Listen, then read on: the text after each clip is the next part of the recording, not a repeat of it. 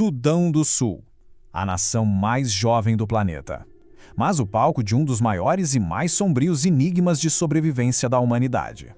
Pense rápido. Como uma muralha natural impenetrável conseguiu proteger reinos inteiros por milênios. E mais alarmante, o que acontece quando a ambição global decide quebrar esses escudos à força? O resultado é uma narrativa incrivelmente tensa.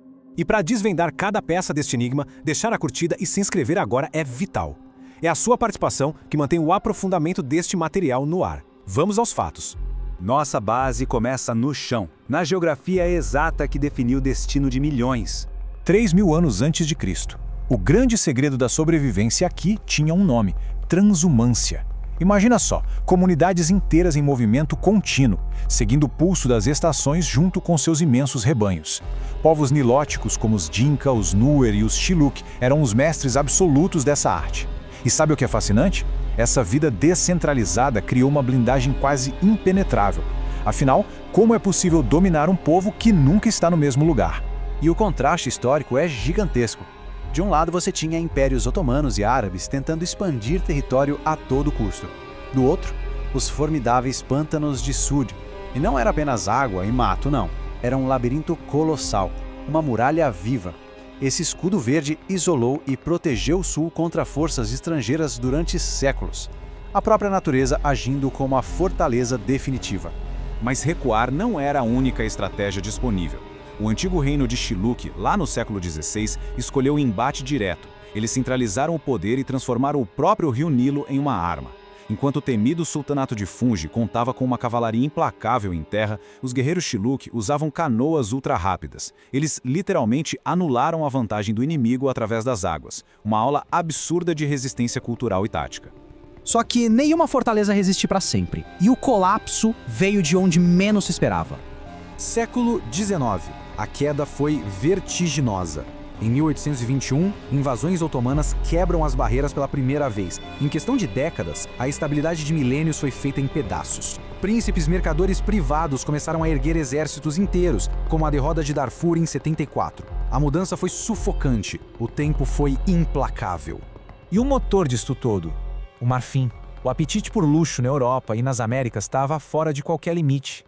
Teclas de piano, bolas de bilhar, objetos de status. E o preço altíssimo por esse capricho distante foi cobrado ali, no sul. Essa explosão astronômica na demanda virou a região de cabeça para baixo, traçando um destino sombrio. E aqui os estudos históricos e acadêmicos apontam algo perturbador. Os invasores turco-egípcios não vieram apenas extrair riquezas. Eles demarcaram uma linha psicológica e geográfica. O norte foi classificado como administrável. O sul foi marcado puramente como campo de exploração. A identidade virou arma política. Um corte cirúrgico que cobraria um preço inimaginável nas gerações seguintes.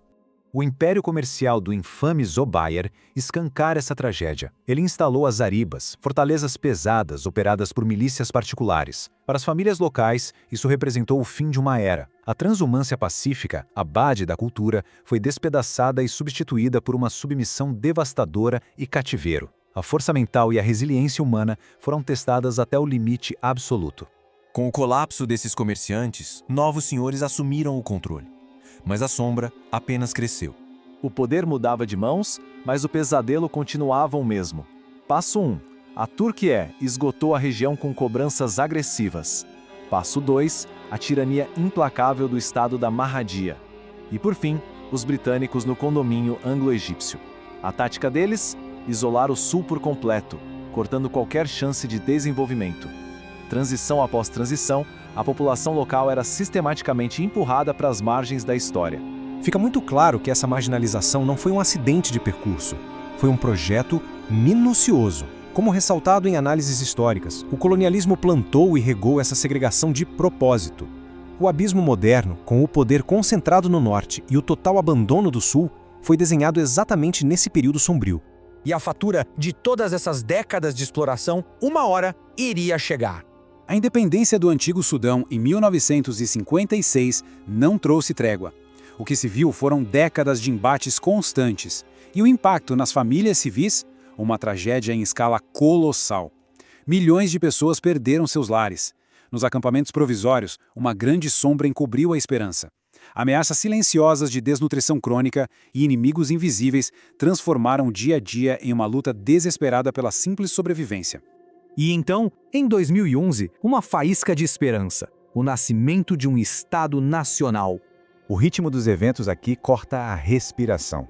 Em 2005, a paz parecia real. Em 2011, quase 99% vota sim. A independência é um fato. As ruas da capital Juba explodem de alegria.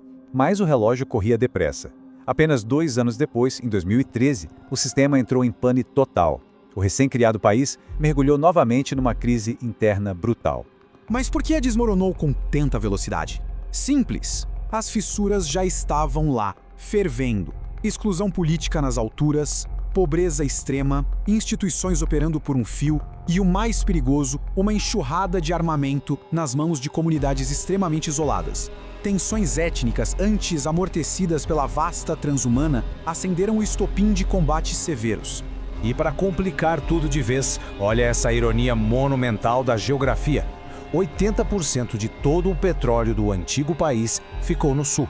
Parecia o bilhete de ouro para o desenvolvimento. O problema? Os oleodutos e refinarias cruciais ficaram no norte. Um recurso que deveria garantir o futuro virou o pivô de um impasse perigoso. Uma riqueza que, ironicamente, gerou vulnerabilidade extrema. Contudo, no meio desse furacão geopolítico e de recursos, o lado humano é de longe o mais impressionante. Há um abismo que separa duas realidades idênticas em espaço, mas opostas em vivência. Lá em cima, as elites operam manobras contínuas pelo controle do poder nacional. Mas e no chão, na base? Famílias inteiras travando uma batalha exaustiva apenas para existir. Protegendo as próprias comunidades, reconstruindo a vida a cada tragédia imposta. Essa capacidade quase inquebrável de suportar a incerteza crônica é o autêntico milagre desse povo. E o consenso acadêmico é taxativo sobre os próximos passos. Tratados assinados em gabinetes distantes não são suficientes. Para quebrar a maldição, o diálogo precisa acontecer dentro das comunidades, curando feridas profundas do passado. O poder nacional tem que se conectar à realidade das aldeias. Se a segurança das bases não for garantida, as grandes sombras da história sempre encontrarão um caminho de volta. Tudo isso nos obriga a uma reflexão definitiva. Observamos escudos naturais colossais, analisamos táticas de resistência impecáveis e vimos a força implacável da ambição exterior. Mas no fim das contas, o que realmente impede que uma cultura seja apagada pelas sombras do passado? É a adaptação radical? É a união de quem nada tem além de si mesmo? Reflita sobre isso e compartilhe a sua visão nos comentários. Não esqueça a inscrição para manter este projeto vivo.